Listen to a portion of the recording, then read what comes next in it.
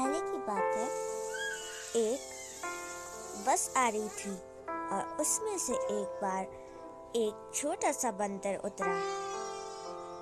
टिंग टिंग, तुम्हारा स्टॉप आ गया है छोटे बंदर।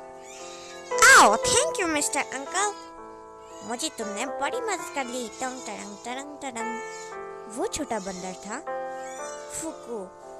फुकू एक दूसरे ग्रह से आया हुआ जानवर था। वो पहली बार ये सब देख रहा था, इसलिए वो बड़ा ही उछलता कूदता रहता।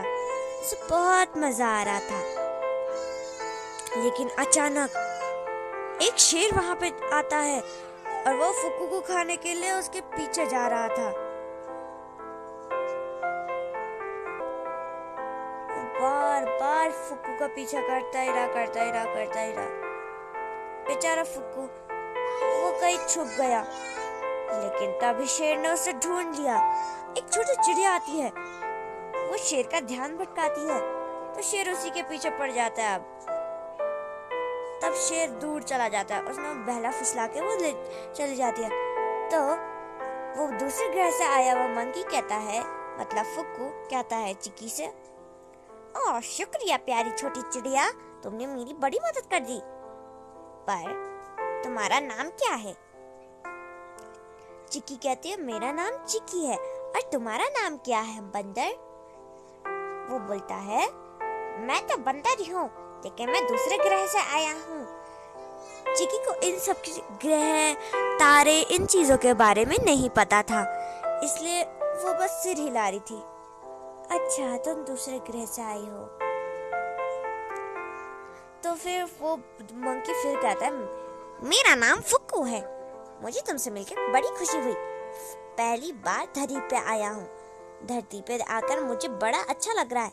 यहाँ के फूल देखो तो कितने खूबसूरत हैं।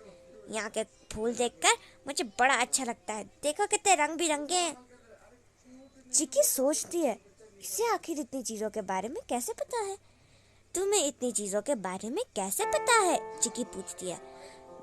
फुक्कू कहता है कि मुझे ये सब पता है, पता नहीं किसी ने मुझे बताया था कि यहाँ पे फूल होते हैं, अच्छी हवा होती है।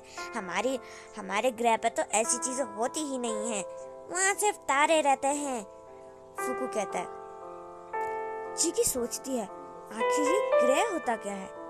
उसने बिना झिझकते हुए पूछा फुक्कू से, फुक्कू ये ग्रह क्या होता है? फुक्कू सोचने में लग जाता है और चौंक जाता है। अरे चिक्की, तुम्हें क्या ग्रह के बारे में नहीं पता? ये एक बहुत मस्त जगह है जहाँ मैं ऐसे डांस करता हूँ, वो ओ आ वो ओ आ। मुझे मजा आता है ऐसा करने में। ग्रह वो चीज होती है जिसमें पूरे लोग, मतलब लोग एक ग्रह में रहते हैं। फुक्कू को कुछ समझ नहीं आ रहा था। फुक्कू थोड़ा परेशान हो जाता है। वो बोलता है कि चलो किसी और बारे में बात करते हैं। क्यों ना तुम मुझे यहाँ की खूबसूरत जगह ही दिखाओ, जंगल, पेड़ पौधे, ऐसी कुछ वगैरह वगैरह। चिक्की बोलती है, हाँ ठीक है, बस तुम मेरा पीछा करते रहो। वो दोनों इधर उधर जाते रहते हैं, दोनों के दोनों घूमने चले जाते हैं। तुम बस मेरा पीछा करते रहो फुक्कू, चिक्की कहती है। तब वो एक खूबसूरत सी जगह पे पहुंचते हैं जहाँ पेड़ पौधे, हरियाली और एक रेनबो भी था। फुक्कू पूछता है, आखिर ये रंगीन चीज क्या है? चिक्की से पूछता है फुक्कू। चिक्की कहती है, अरे फुक्कू, इसे बोलते हैं रेनबो। रेनबो मतलब जिसमें बहुत सारे कलर्स रहते हैं, मतलब जो धूप और बारिश की रोशनी से बनता है। याद है जब तुम बस से आए थे तो कितनी बारिश हो रही थी, और देखो अभी धूप है, तो दोनों जब साथ में होते हैं तो मतलब तब रेनबो आ जाता है। फुक्कू सोचता है, हैं ऐसा भी कुछ होता है, मुझे तो पता ही नहीं था। तब वो जैसे ही बात कर रहे थे आपस में, तभी अचानक से एक शेर आ जाता है वापस से। उसे अभी भी फुक्कू को खाना था। फुक्कू भागता रहता है। चिक्की बड़ी मुश्किल से अपने पैरों से, अपनी चोट से बहुत कोशिश करती है शेर को मारने की। शेर डर कर भाग जाता है, फिर बोलता है, मैं वापस जरूर आऊंगा और तुम्हें खा लूंगा फुक्कू। चिकी बोलती है, हे भगवान, अब इसका क्या करें, ये तो हर किसी को नहीं छोड़ता। फुकू कहता है, आखिर ये कौन है और ये मुझे कैसे जानता है?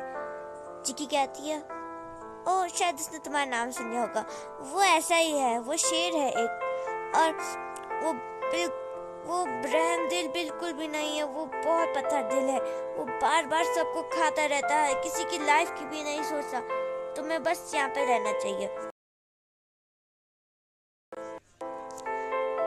ऐसे मजे करते रहते हैं वो लोग, और तब फुकू को बड़ा ही गुस्सा आता है। वो बोलता है, हमें क्यों ना इस शेर को मजा चखाएं, नहीं तो ये सारे जानवरों को ही ऐसे परेशान करता रहेगा। चिकी कहती है, अच्छा हम क्या ऐसा कर सकते हैं? फुकू कहता है, क्यों नहीं, हमारे ग्रह पे बहुत सारी टेक्नोलॉजी है। चिकी को ये भी समझ नहीं आया कि टेक्नोलॉजी क्या होते हैं, इसलिए वो बोलती, अच्छा ठीक है, तुम मुझे कुछ करके दिखाओ। वो बोलता है, हमें एक धागा चाहिए, धागे की मदद से हम उसे फंसा सकते हैं। अच्छा ठीक है, चिकी ढूंढती रहती है। चिकी जो दौड़ते दौड़ते भागती है ताकि वो धागा लेके आए, और तब तक छोटा सा बंदर मतलब फुकू वो पीछे छुपा हुआ था। चिकी कहती है, मुझे माफ करना, मुझे धागा तो नहीं मिला, लेकिन मुझे ये पत्थर जरूर मिले। फुकू कहता है, अरे वाह, मैंने सोचा यहाँ पत्थर ही नहीं होते, पत्थर तो बहुत बढ़िया चीज है, क्यों ना हम इसे यहाँ रख लें, अब देखना वो शेर आके कैसे गिरेगा। चिड़िया कहती है, मतलब चिकी कहती है, अब हम क्या करें? फुकू कहता है, हमें पेड़ के पीछे रहना चाहिए और छुप जाना चाहिए, अब देखो कैसे आता है वो हमारे पीछे।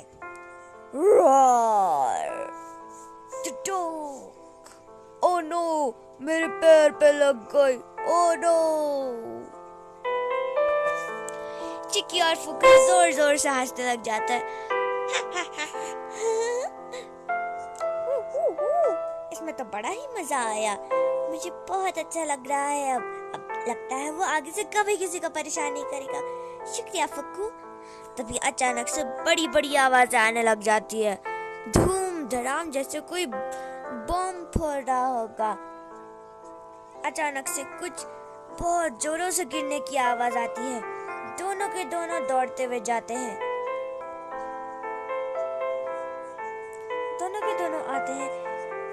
तो फुकू पूछता, आखिर ये ऐसी अजीब सी आवाजें कहाँ से आ रही हैं? चिकी कहती है, तुम्हें नहीं पता फुकू, हमारे यहाँ क्या होता है, यहाँ के लोग बार बार गोले बारूद ज्यादातर फेंकते हैं और यहाँ के सारे पेड़ पौधे सूख जाते हैं और खराब हो जाते हैं, इसलिए मैं क्या करूँ, मैं सिर्फ अकेली हूँ जो यहाँ के बारे में नहीं सोचती,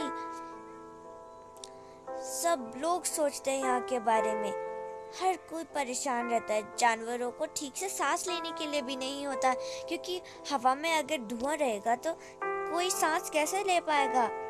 ये लड़ाई करते रहते हैं और इस कारण से बहुत हजारों पेड़ जल जाते हैं और हम चिड़िया अपना घर कहाँ बनाए। तो फुकू कहता है, ये तो बहुत बुरी बात है, मुझे इन इंसानों को देख के बड़ा गुस्सा आता है। चिकी कहती है, सिर्फ कुछ अच्छे इंसान होते हैं तो कुछ बुरे, लेकिन हम क्या कर सकते हैं अब? फुकू कहता है, मैं कुछ करता हूँ, लेकिन तभी बस आ जाती है। फुकू समझ जाता है घड़ी में देखकर, ओह मेरा टाइम हो चुका है। तो फुकू बैठ जाता है बस में और बस चली जाती है। चिकी बस बाय करती रहती है और कहती है, अलविदा फुकू, फिर मिलेंगे। और चिकी वापस से अपने घर चली जाती है। इस कहानी में यूज करेगा एक किरदार